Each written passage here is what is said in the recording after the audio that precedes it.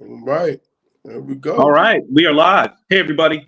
Welcome to the TD Report. I'm your host, David Combs, here with TK, Tony Kennedy. You ducking some flack right now, Tony. You listen, before we get into the show, everyone, Tony is a big North Carolina fan. Tony, how long you been a Carolina fan, buddy? Since 1977. Since 77. So from the Dean Smith days, everybody, that's about 3 coaches ago, right? Like 4 Four coaches. coaches ago. So let's talk about that. UNC is one of the premier programs in college basketball history. Okay, not just right now. Okay, Yep. if you say that Notre Dame is the most storied program in college football history, North Carolina is pretty damn close to what Notre Dame is for football. Would you agree with me on that, Tony? In the Yes. national consciousness. Yes. Carolina goes way back. Dean Smith is actually tied to Naismith. James Naismith, that's right, the inventor of the game. The inventor of the game. It goes Naismith, Fog Allen, Dean Smith, Roy Williams, Hubert Davis, Becky Hammond, Popovich, Greg Popovich, Larry Brown. That's right. When you see Hubert Davis out there, he's from that one side of the tree that actually came from the inventor of the game. So From Naismith. Yeah. If college basketball was a tree, North Carolina would probably be the trunk. yes. Or at least maybe even the roots. It's probably the trunk. You would say that. So, obviously, what's going on now in college basketball, everyone, and we wanted to make sure we acknowledge the selection show on Sunday every year for college basketball it's like college basketball fans' Christmas. It's when we see the end of the year results for everybody and we find out where everybody's going, where everyone's going to be played, who's seeded and where they play, what the matchups potentially could be in the next rounds. And that's the best part of it for us. So for many, many years, Greg Gumbel was the announcer of that selection show. He was the studio guy that would announce the teams. They came from his mouth. And unfortunately, in 2024, Greg was too ill to do the show. And then recently he passed on. So this is really the first show since he passed on. But the last 2 years, they've had somebody else doing the announcing. So this year it was Ian Eagle of CBS Sports, who is excellent. He is excellent. He's one of the best in the business. Yes. Studio, whether he's doing the announcing, the play-by-play announcing, he's excellent at that. He's good in football. So, we want to make sure we acknowledge how much we miss Greg Gumbel, but also just how great a job Ian Eagle does at what he does. So that being said, Ian Eagle goes through most of the show, and Carolina fans, you guys have had a rough year this year, Tony. I mean, it hasn't been easy. Why don't you tell everybody what had happened? What had happened was, what happened to UNC this year, Tony? In your opinion, Nothing happened to Carolina this year. Carolina is just a team that just doesn't duck. They don't duck anyone. If you look at their schedule and see who they play, did Carolina play almost every number one seed? They played Duke. They played Florida. Who's the other two number one seeds? Houston and who else? What is it? The number one seeds are Houston, Auburn, Duke, and Houston, Auburn, Duke, and Florida. Yep. So Carolina's played 2 number one seeds. Then they played Kentucky, Kansas. Count how many teams they played that's in this tournament. That's out. That's out of their conference, playing all these teams. And they could be playing Towson. They could be beating up on this team here. Just think about it. Those 8 games Carolina played, if they play other teams and they go 5-1, now we're just looking at Carolina losing a semifinal game to the number one team in the country, basically, in Duke. So, Carolina played 35 games this year, 35 total. They played They 35 played. total. They played 35 total games. They played Kansas this year. They're in the tournament. They played American this year. They won their conference. They're in the tournament. They played Auburn. They're in the tournament. Michigan State is in the tournament. They played Alabama. They're in the tournament. They played Florida. They're in the tournament. They played UCLA. They're in the tournament. They played Louisville. They're in the tournament. Let's see, who else? Duke 3 times.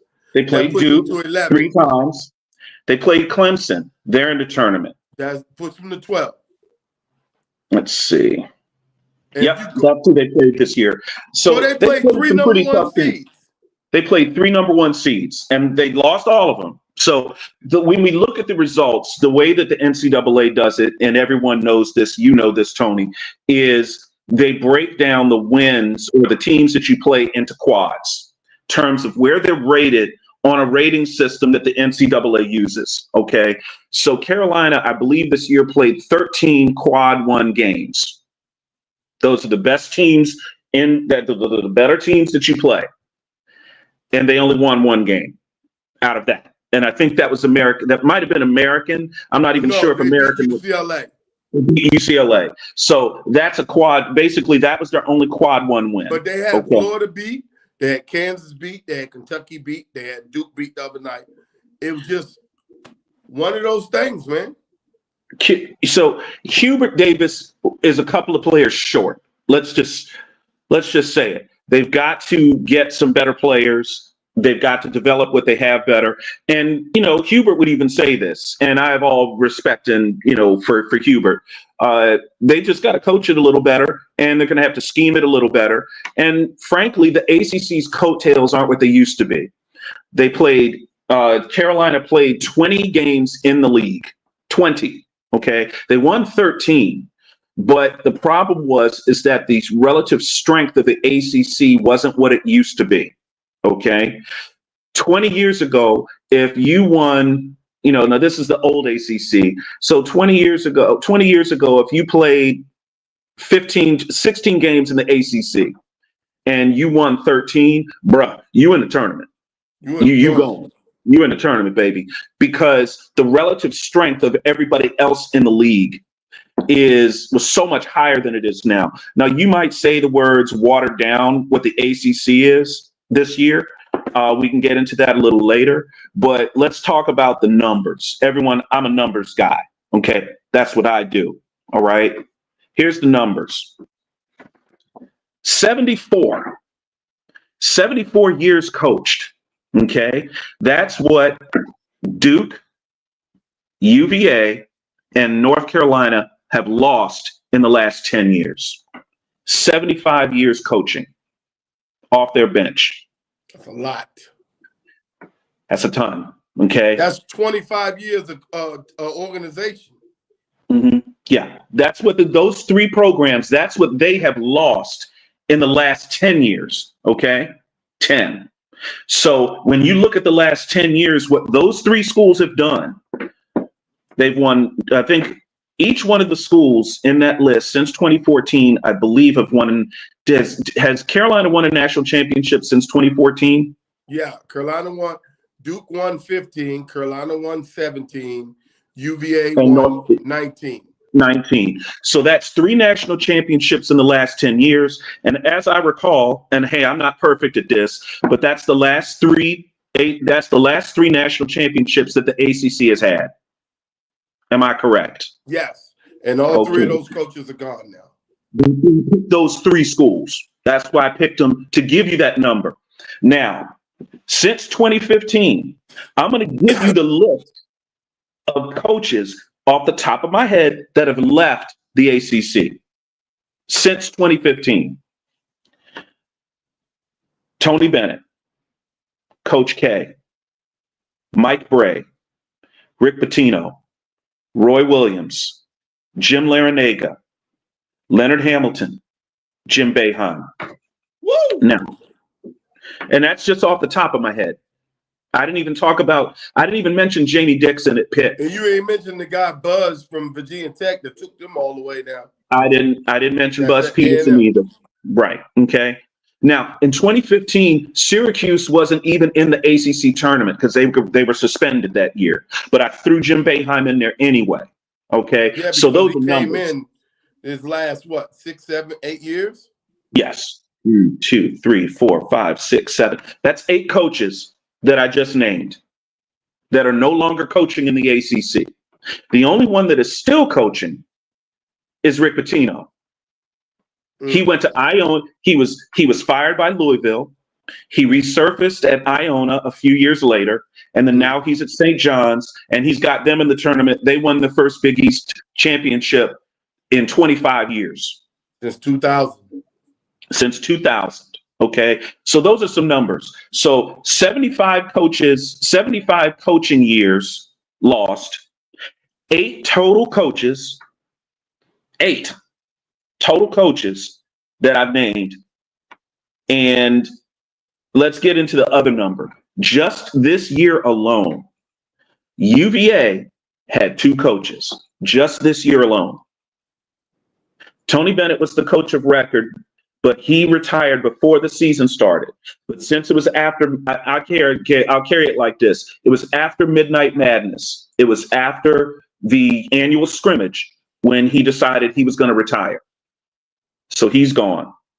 His replacement, okay, Ron Sanchez, he was fired at the end of this year. So UVA had 2 coaches this year, and Miami had 2 coaches this year. Jim Larinaga stepped down, had a replacement, and Leonard Hamilton stepped down. Wow. That's just this year. And Leonard Hamilton, he never went to a Final Four, but he did take Florida State to the Elite Eight, which for Florida State is a very big deal, getting to Elite Eight in basketball. They are a football school. Okay. Even more than that, Jim Larinaga, 2 Final Fours as a coach, one of them at Miami. Obviously, Tony Bennett won a national title. He went to 1 Final Four, but he made it all the way through his first time through. So we'll give you some more numbers before we get to the brackets, everyone, here on the TD Report. And definitely hit us on the text line. Okay. Tony Bennett, career, 1 Final Four. Rick Pitino, 5 Final Fours. And he had 2 of them that were wiped off the books for NCAA violations. Okay. He really should have 7. Roy Williams, 5 Final Fours. Jim Larinaga, 2. Jim Boeheim, 5. Coach K, 13 Final Fours. So since 2015, I mentioned all those coaches were in the ACC. That's 31 Final Fours that are no longer on ACC benches. All of those coaches I just mentioned, all of them are gone.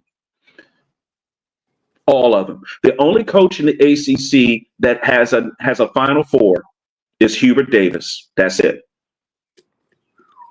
You went from 31 Final Fours on your bench to 1. Okay? 1. And Hubert Davis got that as from his inaugural year, his rookie year as the coach. Yep. Okay?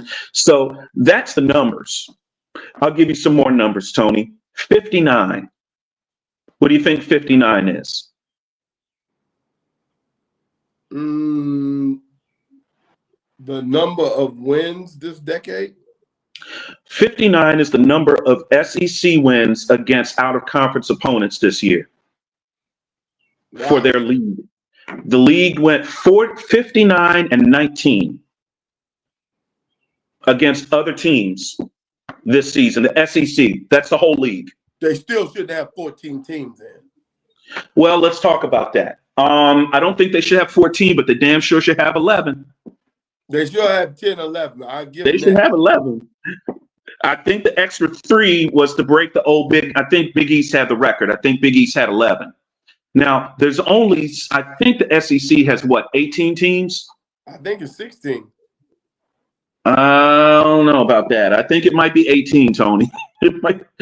Or 16. They might have 16 teams. And they got 14 in the damn tournament. Yeah, pretty much. Actually, I looked it up. It's 17 teams in the SEC. So only 3 teams didn't make it. Correct. Who the 3? Oh, boy. It's pretty tough. South Carolina, what? Did Texas A&M make the tournament this year? I don't. I don't think so. Texas Tech did. They're not in the They're not in the SEC. I think Texas A&M did make it. They made it. Yeah, it ain't many. It's South Carolina. Who are the teams? Maybe Missouri. Did Missouri make the tournament? No, they're in. Okay, you're right.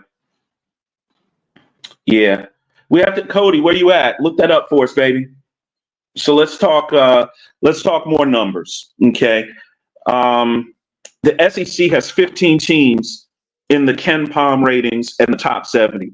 Ken Palm measures a lot of things as far as point differentials, adjusted offense, adjusted defense. It's a lot of statistics, but the SEC has 15 of those 15 of their teams in the top 70 in the country, right? The ACC has 12 teams outside the top 70 on that rating.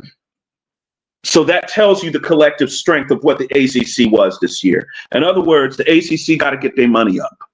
Let's just come on and say it. Tony, you said that the NIL money flows downhill, didn't you? Downhill. You're the one that said it. So where's all the NIL money in football? It's in the SEC. We know that. Football, so it has to flow downhill.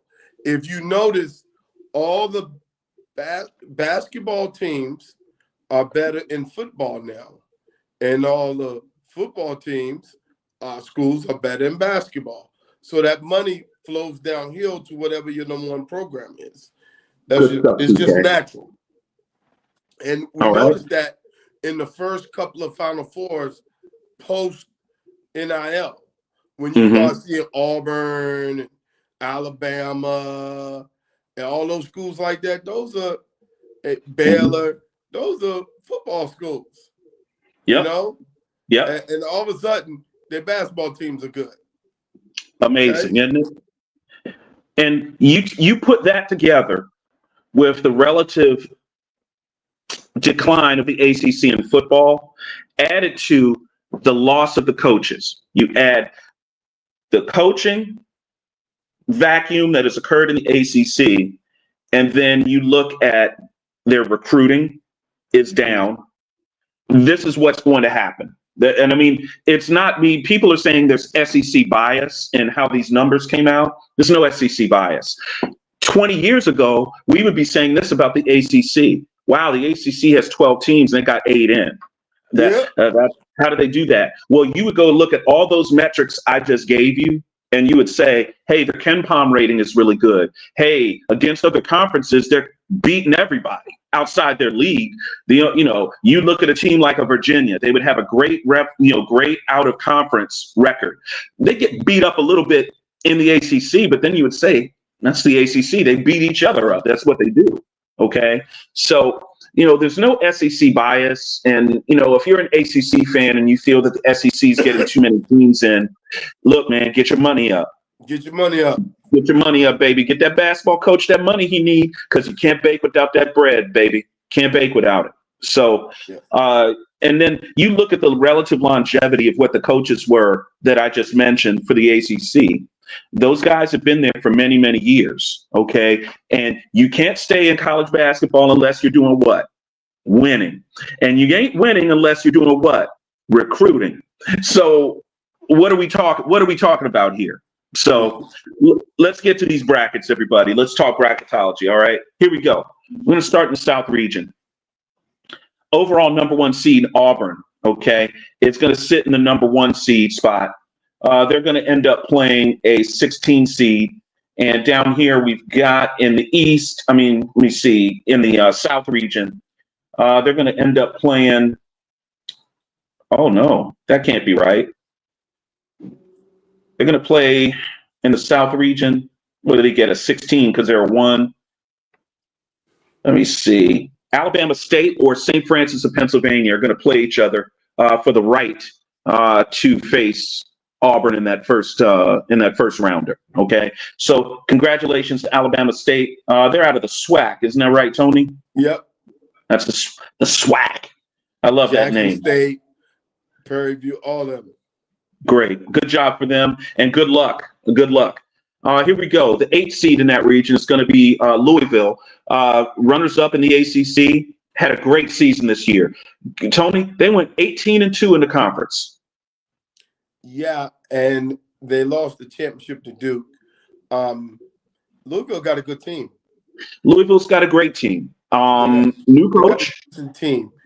New coach this year and a lot of new players. And get this, Tony, they had 4 guys that were out for the year this season, and they still went 18-2 in the ACC.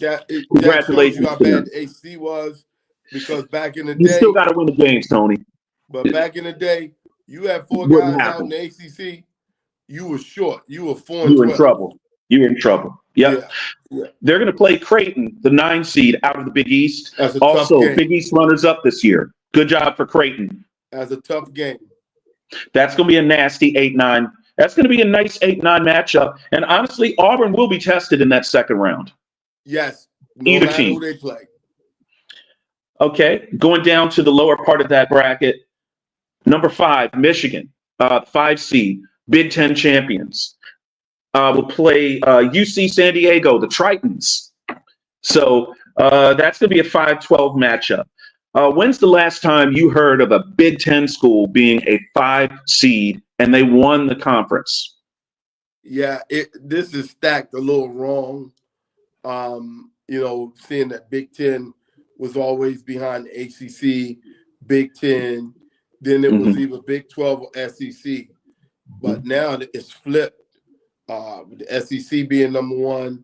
Hell, they didn't get a Big Ten anything great. They just made it seem like it was SEC and everybody else. Well, Maryland got a 4 seed and they didn't even make it to the conference finals. So there was kind of a disconnect there. We'll talk about that later. 4 seed in the next bracket below. 4 seed Texas A&M out of the SEC will play the Ivy League champion Yale Eli's, or the Bulldogs, whichever you want to call it. Yale. 13 seed. You're going to take Yale in that as the 13th seed, huh? Yep. Okay. All right. This is going to be a 6-11 matchup. We're going to have the Rebels of Mississippi. Ole Miss will be the 6th seed. That's going to be in the South region. So for that, they get the winner of San Diego State Aztecs against the North Carolina Tar Heels. Oh, you know I'm biased. I'm going Carolina. Carolina. So you're going to take Carolina to get into the main draw, and they would have to play Ole Miss. Ole Miss or Iowa State, right? No, Ole Miss, if they win and get into that game, they have to play a first 4 game, Tony. Yeah, so I thought they played the winner of an Iowa State game, so they don't. They play the winner of what? No, if they beat Ole Miss, they would play the winner of Iowa State against Lipscomb. So who does Carolina play in the first game? Carolina is going to play San Diego State. San Diego State. Okay. Those are going to be the 2-11 seeds in that region. Yeah. 2-11 seeds have to match up, and then they go into the main draw against Ole Miss. Whoever wins that game plays Ole Miss. Okay? We can beat Ole Miss. You better beat Ole Miss.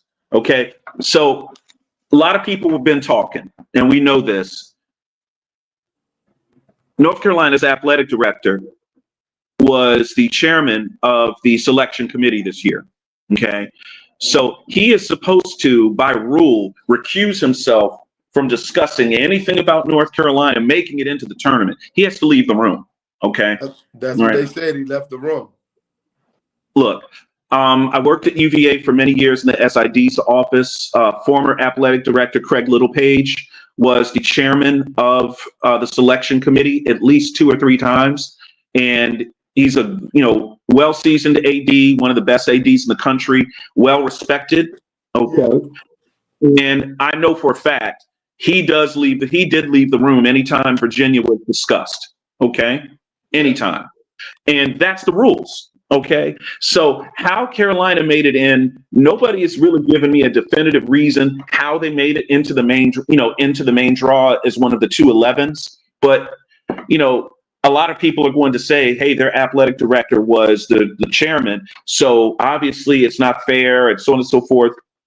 I just think, for my opinion, you're not going to like this, Tony. I think Carolina should have refused to play in this tournament. I think they should have turned the bid down. Hell no. Man, we wanted to, you just talking about we part of the tree and the roots? No, there's no tournament without us. Well, Tony, college basketball has been without St. John's as a viable team for many, many years, and the tournament marches on. It's just how it works. St. John's ain't us. They're not like us. No, they ain't even close to being like us. They're not like us. 1940s, talking about the NIT with St. John's. No, Yeah. they're not us. Tony, Come on, man. Tony, you're not being fair, buddy. You're not being fair. I'm being very fair. And next year, we're going to stop playing all the big teams and go play Towson and St. Mary's and all these other little teams and beat up on them and win 14 games in ACC. And y'all better put us in the tournament because we ain't playing none of those teams. Now we got how many wins did we have?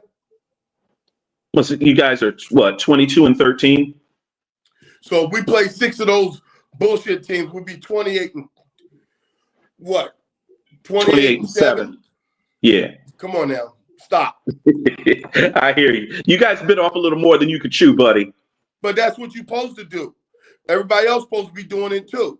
But see, well, now you the Auburns of the world, and the Dukes of the world, they didn't duck anybody either out of conference. They didn't play our schedule. We'll look at Auburn's schedule in a second. Let's go down to the next level. We've got the 7 seed and the 10 seed game. Marquette against New Mexico, the Lobos. Marquette. You like Marquette? Okay. 2 seed, Michigan State. They're going to play against. They're going to play against Bryant. Now, again, Michigan State didn't win the conference tournament this year. They had a great regular season. Regular season. But this Michigan State time, they always play well this time of year.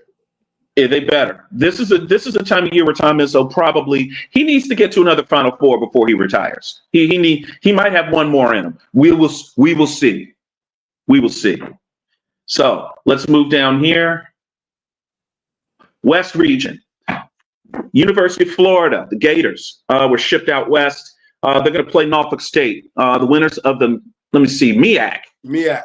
Yeah, good job, Norfolk State, but y'all. Sorry, Norfolk State. Sorry, buddy. I think they're the Spartans, right?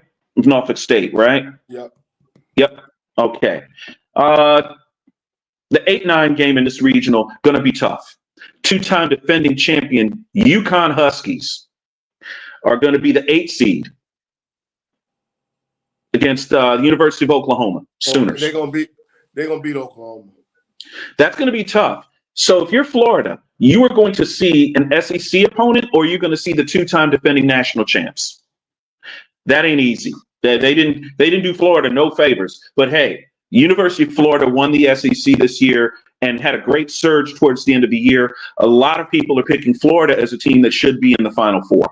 They should be. Listen, I'm a firm believer of this. When you're a program, you start out, you want to be anytime, any place. We'll play anybody. Oh, you're the number 1 team in the country? No problem. We'll come to your place and play. We're ready, right? If you have that attitude this time in March, you should be all right. So let's talk about what happens down here at the bottom half of that bracket. Number 5, Memphis Tigers. Okay, Penny Hardaway's program against Colorado State Rams. That's a 5-12 seed. I think Memphis takes this one, Tony. Yeah, I think they take it. I like Memphis. They got a good team too. Anthony Hardaway's doing a good job.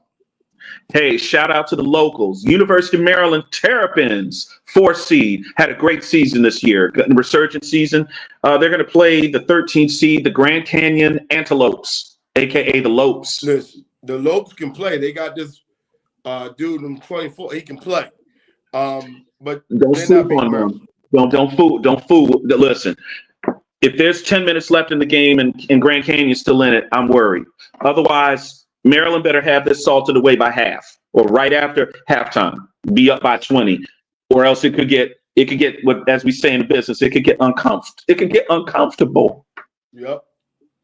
Okay, 6 seed, 11 seed game. That's the 6-11 game. That's going to be Missouri Tigers against Drake. All right. I never go for Drake. Let me get Missouri, number 6. 6 seed moving on. I'll take Missouri, but Take Drake Missouri. is pretty good. Okay. 3 seed, Texas Tech. Red Raiders going to play against Wilmington, UNC Wilmington, the 14 seed. Yeah, 3-14. Those 3-14 games are always. That's Wilmington team in CAA. They're pretty good, man. They're not a bum team. Yeah, they're not a bum team, Tony. They're pretty good. All right. Further down in that bracket, we've got the 7-10 matchup. Number 7, Kansas Jayhawks will play against the Razorbacks of Arkansas. Now, that's a misnomer. That's Rick Pitino. I'm not Rick. Yeah, that's John Calipari down there at Arkansas. So he knows how to coach. You never know what could happen with this one. Okay. So is Pitino versus Calipari? Pitino against Bill Self. Okay. That's the coaching matchup. Yeah, that's a good matchup. That's going to be fun. There's 2 national champions, right? Correct. Bill Self has multiple national championships. So does Calipari. He has 2. Well, technically he's got 2. The one from Memphis was taken off the books. Okay. He had one. He did win one at Kentucky. All right. Okay. All right. So here's a potential matchup: 2 seed St. John's Red Storm, Big East champions. That is Rick Pitino. They're going to play against Omaha, the 15 seed. If St. John's wins and Arkansas wins, that's going to be Pitino against Calipari in round 2. Whoa, man! They just played each other. Wait a minute. Arkansas and St. John's played? No. I'm thinking I'm getting mixed up Arkansas and Kentucky when they went back. Right. But that would be a good matchup. See, the tournament like those kind of matchups, especially second round, something to talk about. So look for both of those teams to be in it. They had themselves a little fun down there, right? Okay, let's go back over here. Scrolling up here. East Regional. Duke is the number 1 seed. Coach John Shire, he's a former Coach K guy, played really well for them. I believe Shire won a national title as a player. Yes. Now he's the head coach. Good for him, and congratulations to Duke for winning the ACC championship this year. Now, Cooper Flagg was hurt for 2 games in the ACC title. The title run. They didn't need him. They were able to make it way through. He is cleared to play. I do not believe he plays that first game against a 16 seed. I wouldn't put him on the court. What do you think about that? Yeah, I mean, you got to protect the player. Duke don't need him against that first game. Who's the 8-9 matchup? Hold on. You got to get the 16 matchup. We have to have that. They're going to play 2 local teams are going to play each other for the opportunity to play against Duke. Mount St. Mary's Mountaineers, 16 seed. Won the Northeast Conference against the American Eagles. Dwayne Simpkins, local guy, done good. DeMatha grad is the head coach at AU. 2-16 play to get in? Yes. And so what's the 8-9 matchup? Okay, here we go to the 8-9 matchup. 8-9 matchup in the East, Mississippi State against Baylor. That's going to be tough. If Baylor wins, that means Duke is going to see a coach that has won a national title as a coach. That would be Scott Drew and the Baylor Bears. Yeah, that's an easy 8-9 matchup for Duke. I think they're going to play against Baylor. Now, Duke has played against Baylor before in the tournament, but that was when Coach K was coaching. So, we'll see that. Number 5 seed, Oregon Ducks against Liberty University. That's a 5-12 matchup in the East Regional. I'm going for Oregon. I never root for Liberty. So, 4 seed, Arizona Wildcats against the Akron Zips, the 13 seed. So that's your 4-13 matchup. Arizona can play. Arizona's good. Don't sleep on Arizona. They're good. They're pretty good 4 seed. Here's an interesting matchup in the bottom half of the bracket. Brigham Young, the Cougars, 6 seed against the VCU Rams, 11 seed. I got VCU. You're going to take VCU. I saw them play. I saw them play yesterday against George Mason. I was covering that game. I got VCU. You'll take VCU. Okay, everybody, let's talk about parallels and storylines. The rumor is that VCU current head coach Ryan Odom is possibly going to become the University of Virginia head basketball coach. That's the rumor. Okay. He is on the short list for UVA since Ron Sanchez has been let go. Okay. Now, for all you old school ACC fans, the name Ryan Odom should be rather interesting to you. That is Dave Odom's son. Dave Odom's longtime Wake Forest coach. But back when Tony and I were in college, Dave Odom was the top assistant at the University of Virginia for 7 years, which means Ryan Odom practically grew up in Charlottesville for 7 years. As a kid. He could end up being the coach. Now, Ryan Odom has also another parallel to the University of Virginia, doesn't he, Tony? Yeah, he does. He was the coach at UMBC, who was a 16 seed, and they beat University of Virginia in the tournament in 2018. Okay, so the parallels there are delicious, but we will be watching Coach Odom and wishing him luck as he tries to move the VCU Rams into the second round. Whoever advances in that BYU VCU game will play against the winner of Wisconsin Badgers against the Montana Grizz, the 14 seed. Don't sleep. This is not your normal Wisconsin team that walks it up the court and doesn't shoot. These guys can actually play basketball. They are good. They are not going to play games in the 50s. Okay. They can score. I'm going to take Wisconsin in this one. And by the way, guys, I never pick Wisconsin. I don't tend to like Wisconsin. I'm going to take them in this one. They win the first game. They move on to play either BYU or VCU. And quiet is kept. BYU is no slouch either. In fact, BYU has a top 2 or top 3 recruit coming in next year. BYU will be better next year. And they could mess around and be a preseason top 5 team. I got VCU going Sweet 16. Okay. All right. Cody, clip that. All right. 7-10 matchup. We have the Gales of St. Mary's. Okay. They're going to be the 7 seed in the East Regional. They're going to be playing against the Commodores of Vanderbilt, the 10 seed. Another SEC team. God dang. That's a tough game because you talking about the Gale, you talking about a team that's always winning out with Gonzaga, going against. The Gales. The Gales didn't win the conference tournament this year, but they won every damn thing else. They won a bunch of games. They won a bunch of games this year, and they're always well coached. They're always a good basketball. They was number 1. Man, that's a tough game. It's a tough game to call. Tony, you have a couple of days to look at your bracket. We'll get back to you on that one. Number two seed is going to be the Alabama Crimson Tide. Okay, they're going to play against Robert Morris University, the 15th seed. Alabama is really good. Okay, they're very, very good. In fact, most of the year they were ranked in the top 10, and at one point I believe they were top 3 or 4 in the country. Might have even gone number 1 for number 1 because when Alabama played Auburn, it was the first time in football or basketball that those two teams played as 1 and 2.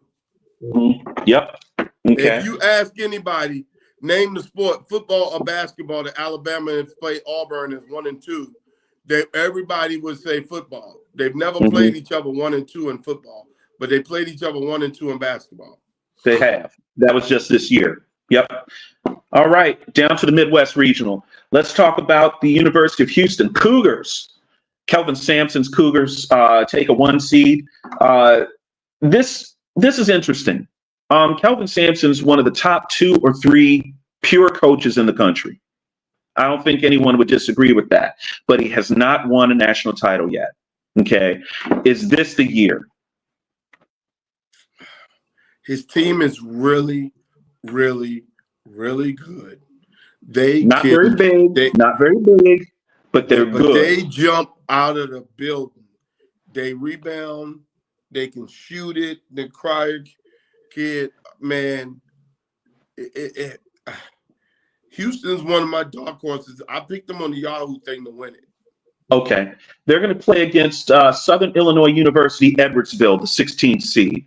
And congratulations to them. I think they're relatively new to Division I. So welcome to the show. You know, we'd love to see it. Now, they're going to get matched up. Whoever wins that 116 game is going to play against the winner of Gonzaga or Georgia. So that's going to be Bulldog against Bulldog, Tony. Yeah, but the Georgia Bulldog is Uga going to get the shit beat out them. Yeah, I think Gonzaga is going to end up against Houston. Gonzaga's a better team. Mm-hmm. All right, moving down the bracket, we've got the number 5 seed Clemson Tigers out of the ACC against number 12. This is going to be McNeese State. Okay, that's the 5-12 matchup. Take Clemson. They had a great season this year. Okay, great season this year. That's Joe Dumas' school. McNeese State. Yep. Where he went to school. Now, let's talk about this. To talk about earlier in the show, I talked about coaching longevity for the ACC. Clemson's Brad Brownell has been there for 15 years. He is your coaching leader in the ACC in terms of tenure. He's been there the longest. If Leonard Hamilton just stepped down, he was there longer. So now it's Brad Brownell at Clemson. And honestly, Clemson's a tough place to win. To be there at Clemson 15 years, hey, bruh, got to be doing something right. Got to be doing something right. All right. Down below that, Purdue, Clemson, McNeese State, the winner of that game in the 5-12 matchup, will play against the Purdue Boilermakers or the number 13 High Point University. Okay, that's the 4-13 game. Take Purdue. Now, Purdue kind of slumped towards the end of the year a little bit. Okay, not exactly what you see from a Matt Painter team, but they battled all year, made it up to a 4 seed. Purdue lost the number 1 seed 2 years ago. Correct. They did lose the number 1. Year. But 2 years ago, they were number 1 seed and they lost. Yes. I don't trust Purdue, man. You don't trust Purdue. Okay. No, so out of the Midwest region, the number 6 Illinois Fighting Illini out of the South region are going to play the winner of Texas and Xavier. Those are the 2 11 seeds. Texas and Xavier will play each other for the right to go into the main draw to play Illinois. Who do you like between Texas and Xavier? You like Texas? Texas was on the bubble. Texas on the bubble. Yeah, Texas Let me tell you what. on the bubble. They weren't that good. I'll take Texas just because they probably got more athletes. I'll do this. I'm going to be nice. Some of my friends are Musketeers. They're Muskies. Is that Xavier from Louisiana or? No, Xavier from Ohio. Xavier from Ohio. I'm taking Xavier. The game is in Dayton. Yeah, the Muskies. Yeah, let's take the Muskies in that Midwest joint. I'm taking Xavier because the game is in Dayton. That they're in the first they always play those games. They always play those in Dayton. Oh, no, I'm taking Xavier. They home. All right. The home game. All right. Down below that is the 3 seed against 14 seed game. The 3 seed there in the Midwest is going to be Kentucky. It's going to be your Wildcats. They're going to play against Troy. I'm going to take Kentucky in that one. Kentucky kind of underachieved this year, just a little bit. I thought they were a little better than they were. So, you know. Yeah, Troy ain't sneaking nothing on nobody. All right.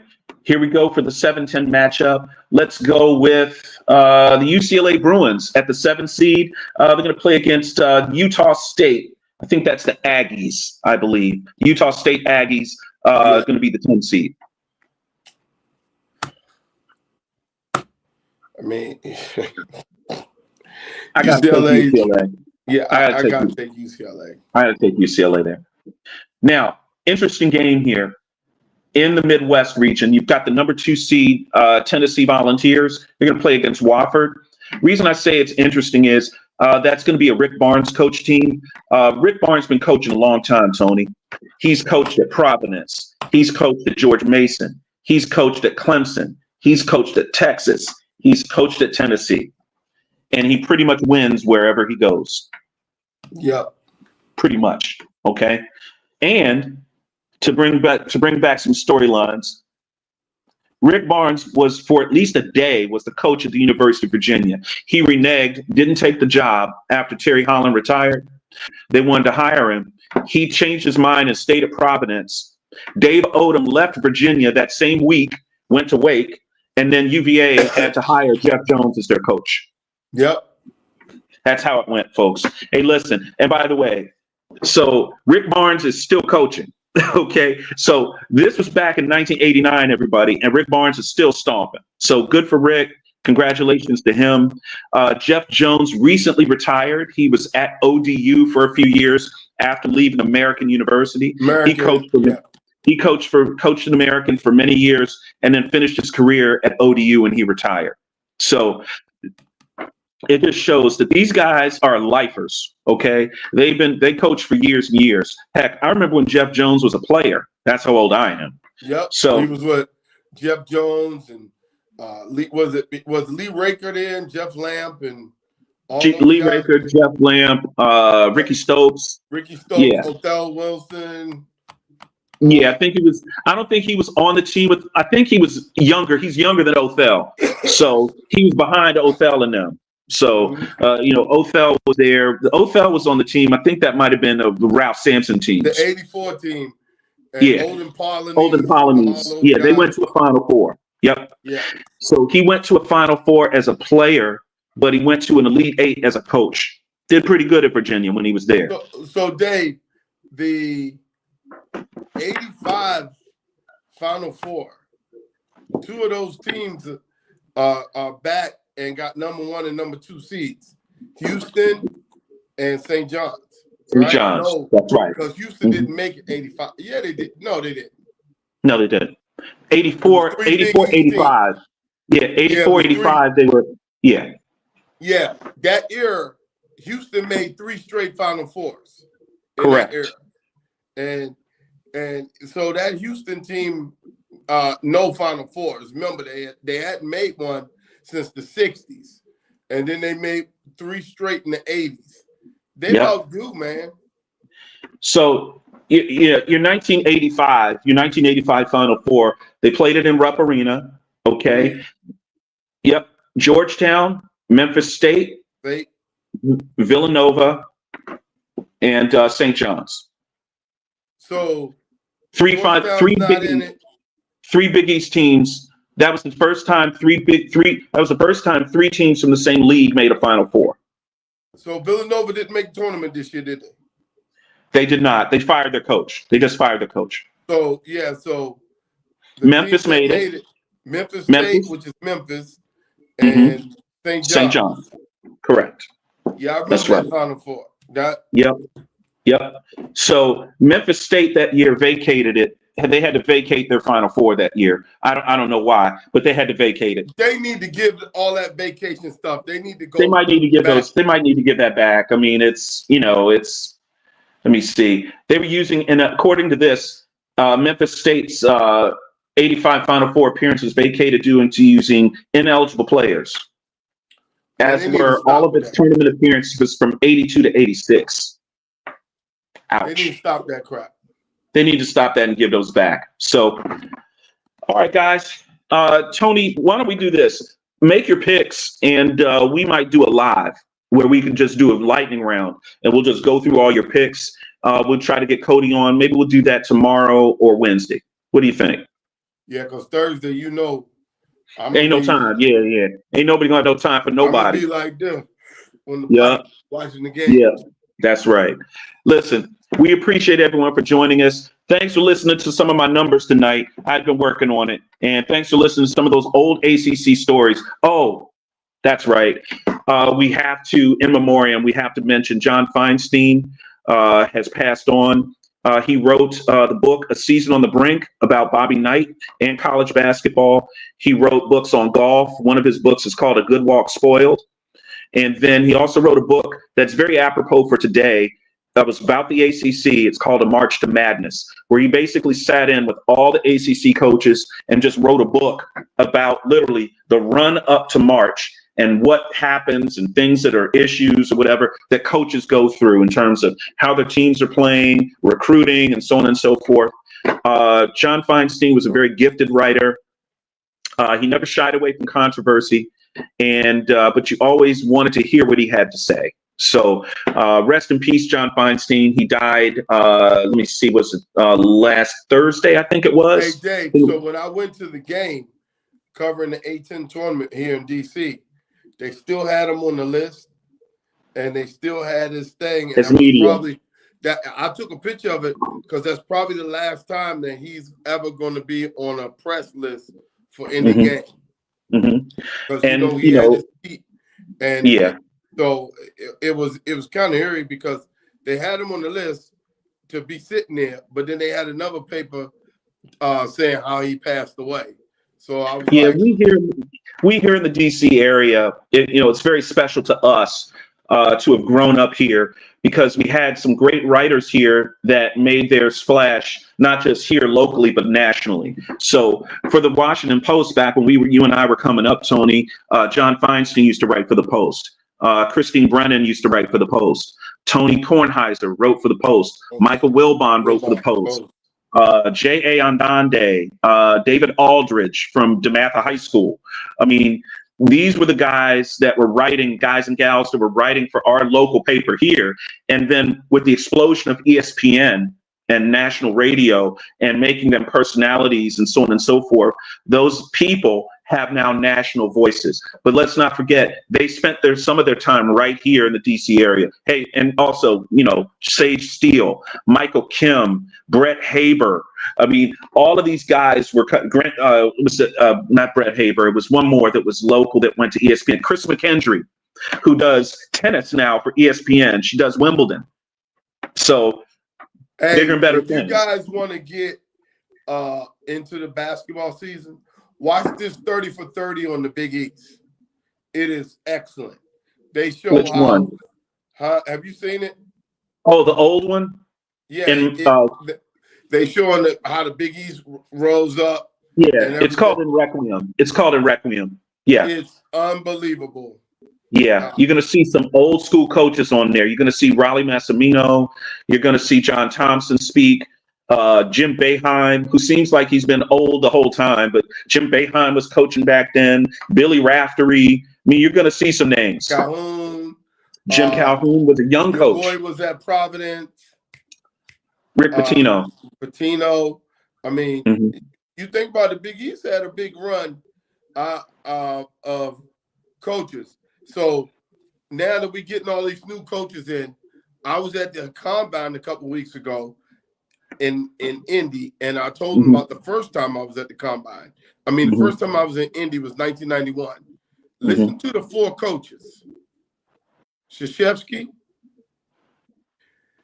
Dean Smith, Roy Williams, and it was wait a minute, it was Duke. It was Duke with Krzyzewski. It was your boy for Tarkanian. Tark, yeah. Roy Williams and Dean Smith. There will Nice. never be a Final Four with that many coaches in No, like never. that. Never. And rest in peace, Tark. Rest in peace, Dean. Yeah, that's pretty impressive. A lot of people don't understand because we get into the personalities of these coaches. I think what a lot of people should do is sit there and watch a guy like a Jay Wright or Gary Williams run a clinic and have them show a skill and how they want it coached and how they want it run. Hey guys, we're going to run this 1-2-2 press, and this is how we're going to do it. And you're the guard up top. This is what your responsibility is. You go over to this side of the court, and then everyone slides this way. We don't get to see the nuts and bolts and how the donuts get made in terms of. We just think that the Dawn Staleys of the world and the Coach K's of the world just get players and throw them out on the court. Doesn't work that way. Does not work that way. So, a lot of respect for the coaches. I would say in my lifetime, the time I was at UVA, I worked in the SID's office. I would say I've probably seen at least 50 George Welsh practices, at least 50. Okay. And at least 75 UVA practices. And that's just the men's. I saw at least 30 or 40 women's practices too, because you'd be working at U-Haul or, over at the Cage. You remember where the Cage was, right, Tony, for football? You'd be over at the Cage or you'd be down at Scott Stadium. It's not Scott Stadium anymore. It's, David A. Harrison Field. It's still Scott Stadium. But basically, I spent most of my college years watching George Welsh coach. I watched Terry Holland coach. I watched, Debbie Ryan coach Dawn Staley. Okay. So now to see Dawn as one of the top coaches in all of women's basketball, trying to win another national championship, it just shows that a lot of the coaching is so generational. It moves on and on and on. You had Dave Odom, that was an assistant coach at UVA. He coaches at Wake Forest, so he coaches Tim Duncan at Wake Forest. And then his son Ryan has now a shot to possibly coach at UVA. And again, he's still coaching. So, Dave Odom can sit and watch that. I'm sure if Ryan Odom gets the UVA job, it'll be a very big deal for the Odom family, since, Dave really wanted that UVA job. Like, for Dave, that was his dream job and he didn't get it. But you see, he went over to Wake Forest and had a pretty doggone good career. Yes, pretty darn good career as a head coach. And again, one of the most well-liked coaches in all of ACC history. Everybody liked Dave Odom. Everybody likes Dave. Yep. All right, everybody. We went an hour tonight. Thanks for joining us. We're going to be back. We're going to let you know about maybe Tuesday, Wednesday, okay, in the brackets. Okay. And thanks, Tony. Great work on the brackets. What's that? Cody's mock draft, and we get back into the crack, what we call crack is football. We have to take a little break right now and smoke a little pot. Do a little cigar. I'll have a cigar, Tony. You have a little cigar. I don't do that other stuff. But yeah, appreciate y'all. Thanks a lot. All right, brother. Later.